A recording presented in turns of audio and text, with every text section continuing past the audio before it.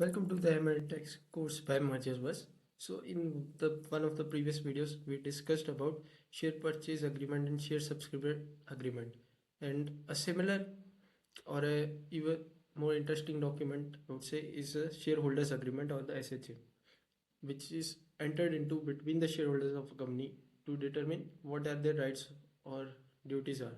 So what is an SHA? An SHA is a commercial understanding basically, which is executed in a document from between the shareholders and the company, which provides various things about how the company will be run, what will be the rights, what decisions the company cannot take without the approval of the investors, what specific things would be required to provide an exit to the investors, what could be the ESOP pool of the company.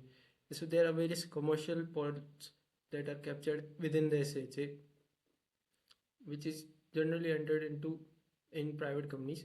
Now in India, a public company or a company that is going for an IPO cannot have a shareholders agreement. So all kinds of shareholder agreements have to end before filing for RHP.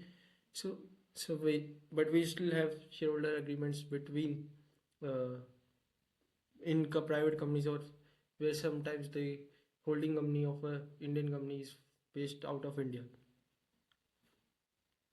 Now, in terms of reviewing the SHA, so HSA mostly covers various commercial points and are very few tax related provisions. For example, in SPA there are specific tax points on indemnity or on the withholding, but in SHA those points are may not be there or maybe few and far between. And in comparison, it's a much more detailed document as it contains various rights of the investors or shareholders, but there may be still some portions may be covered about tax on exit.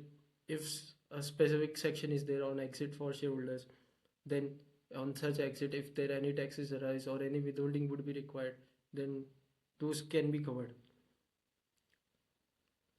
Further, if we are involved from an ML tax side, if we are involved in overall structuring project in which we are also, providing advice on the nature of instruments to be issued or the conversion terms of instruments, then the SHA review access would also involve that the definition and terms used in the SHA are consistent with the terms or of the instruments and what we want those instruments to achieve.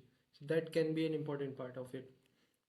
Now, as I said, the SHA mostly covers the commercial understanding, and so can be a very overwhelming document at the start. But we do not need to worry because everyone struggles with it at the first time. And I'm saying that from my personal experience.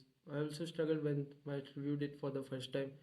So you would, if you ever do SHA review, do not worry by just seeing how big the document is.